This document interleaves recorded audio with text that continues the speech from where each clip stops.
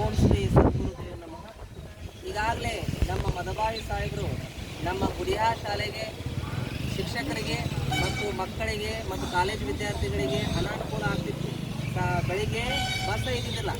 ಆವಾಗ ಮಾನ್ಯ ಸಾಹೇಬರಿಗೆ ನಾವು ಬರೀ ಒಂದು ಮನವಿಯನ್ನು ಕೊಟ್ಟಾಗ ಅವರು ಯಾಕಾಗಲಿ ಅಂತ ಹೇಳಿದರು.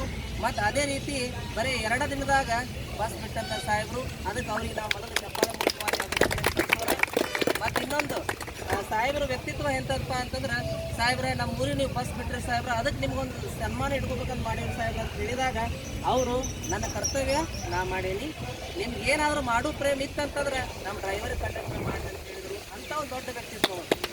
ಬೇರೆ ಯಾರು ಆಗಿದ್ರೆ ಏನಪ್ಪ ನಮ್ಮದು ವಿಚಾರ ಮಾಡಿ ನಾ ಮಾಡಿ ನನಗೆ ಯಾಕೆ ಮಾಡಿಲ್ಲ ಅಂತೇಳಿ ಅಂಥ ಒಂದು ಭಾವನೆ ಇದ್ದಂಥವ್ರು ಇರ್ತಾರೆ.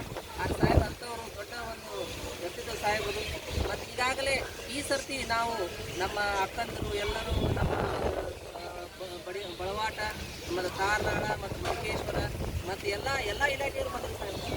ಕೇವಲ ಒಂದೇ ಡಿಪಾರ್ಟ್ಮೆಂಟ್ ಅಲ್ಲ, ಎಲ್ಲರಿಗೂ ಸಾಯಂಕಾಲ ಹೋಗಲಿಕ್ಕೆ ಬರಲಿಕ್ಕೆ ಒಂದು ತೊಂದರೆ ಆಗ್ತಾಯಿದೆ ಸಾಹೇಬ್ರ. ಅದಕ್ಕೆ ದಯವಿಟ್ಟು ತಾವು ತಾಳಿಕೋಟೆಯಿಂದ ಒಂದು ಬಸ್ ಮಡಿಕೇಶ್ವರದಿಂದ ಒಂದು ಬಳವಾಟದಿಂದ ಗುಡಿಯಾಳಿಂದ ಕಾರಾಳಿಂದ ಡವಳಿಗಿಂದ ಬಿದಿರ್ಕುಂದಿ ಮುದ್ದೇಬೇಡ, ಈ ರೀತಿ ಒಂದು ದಯವಿಟ್ಟು ಎಲ್ಲ ಮಕ್ಕಳು ಸಾಹೇಬ್ರ. ಯಾಕಂದ್ರೆ ಇವರು ನಮ್ಮ ಮಡಿಕೇಶ್ವರ ಹೈಸ್ಕೂಲ್ಗೆಲ್ಲ ಬರ್ತಾರೆ ಸಾಹೇಬ್ರ. ಅದಕ್ಕೆ ನಮ್ಮ ಊರಿನ ಹಿರಿಯರೆಲ್ಲ ಬಂದಾರ.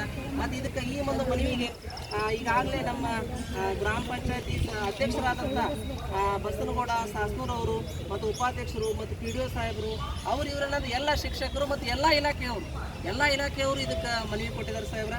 ಅದಕ್ಕೆ ತಾವು ಇದು ಒಂದು ಮನವಿಗೆ ಸ್ಪಂದಿಸಿ ದಯವಿಟ್ಟು ನಮಗೆಲ್ಲರಿಗೂ ಅನುಕೂಲ ಮಾಡಿಕೊಡ್ಬೇಕಂತ ಈ ಮೂಲಕ